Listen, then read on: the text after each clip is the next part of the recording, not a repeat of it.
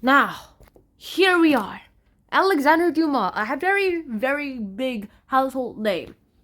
And it turns out that's not even his most original name that he has. Sure, that's his name, but it's also his father's name and his son's name. Let me explain. Senior. And now that we're here, let's actually start off with where he was born. No, not that. His father, let's start with his father. His origins. His father was the first technically black general in the whole family. He was the first black general in all of history, in fact. Basically, he was a great guy, and he could go ahead and be called white. Also, he had this kind of skin. And his name was Thomas Alexander Dumas. And Thomas Alexander Dumas is basically the guy who's the war hero. However, he died shortly after his son was born. He basically bought himself a wife. And that's what seemed to happen. And that's how this guy was born. And then his mother, it was said that his mother wept when she saw his baby boy face and realized that he could pass as white. Also, technically, the baby boy was 3/4 white and 1/4 black. Since it's this much, he could pass as one. And now the next thing I'm going to have to talk about is how he grew up. Now, he was born in this place called Villers-Cotterêts, which is in Picardy, France. And that's not even his official name. Technically, his official name is Alexandre Dumas Davy de la Paletterie. Now, we know him today for writing Count of Monte Cristo and all those other types of books. However, that wasn't always the case. In fact, even though his father was that, he tried to go ahead to Paris and went ahead and tried to be nice with the monarchy and like, hey, I like the monarchy. But then went ahead terribly because his dad is like, be a republic, be like a republic. We like republics. It's great. It's awesome. It's the only way we can live forever. And even today, we finally find out that it's the republic that we know today. However, here in Paris, he's like, yeah, I'm gonna be a big hot superstar in like a week. And then he soon realized it wasn't like that. In fact, he started writing plays, and that's how he went up the ladder. And because of how he started writing these plays, he was actually just known. And then he wrote his first book, which sold a measly 4 copies. Not 14, not 40, not 400, just measly 4.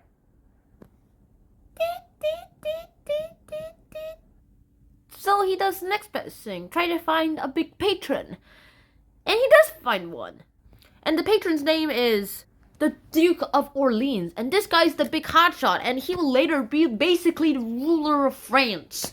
So he got the biggest hotshot in town, and he's all like, yeah, make me a play about this. And he goes like, yeah, sure, I'll write it. And then he does that, he writes the play, and then basically, literally, everyone in Paris came here. It's like, as if they were going to the opening scene, the theaters for like Avengers Endgame. That's basically how it seemed to work out. Or any other highly grossing movie at all. In fact, it was all like, they liked the music, they liked all the action, they all liked the comedy, the romance, all of that.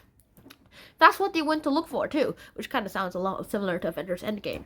And then Dumas was like, yeah, great. And then the patron was like, hey, I'll hire you again, this time for a higher salary, if you write a few more plays with me as your patron. And he's like, yes! And I'm the biggest hotshot superstar right now, at least in writing. He goes ahead and he writes a bunch more plays. And then while he writes those bunch of plays, he finally realizes his full potential, and he switches to writing novels with a guy named... And he wrote all this with a guy named Auguste Marquette. And this guy used to be like a teacher who now tries to write adventure stories. And with that, he basically started writing loads of other things. The Three Musketeers, that was basically Alexander Dumas and Auguste Marquette, Auguste Marquette's work, and Alexander Dumas is all like, hey, I'm gonna make this a bit more great. And then he put it under his name, and he gave 1,200 something francs for compensation. And it does that for every book. The sequel 20 years after, and even the Count of Monte Cristo, where a 19-year-old man named Dante is all like treated by his enemies, and he vows for revenge. Now, how is this working out? Is that finally he gets insanely amount of money, and he's all like, nice, it's the Republic, yay! And then suddenly this guy, a guy who is the descendant of Napoleon Bonaparte, the emperor, is all like, oh no, he's here! And he's all like, yeah, I'm back. I'm I'm Napoleon Bonaparte III. And my official name is Louis Napoleon Bonaparte. And Dumas, I hate you because you think you're supposed to be a republic where kings should not exist. And I win, ha ha. And then, of course, a revolution happens because this is France. But while that revolution is happening to trying to overthrow this second Napoleon Bonaparte, everything seems to go ahead, and he decides to go on a trip to Russia, and he does that splendidly well. And then when he comes back, he's insanely in debt, as he always spends more than he earns. And finally, all this is over, and Alexander Dumas just saw the fall of Napoleon Bonaparte III, Louis Napoleon Bonaparte to be exact. And that's a relief for him, as soon he's dead.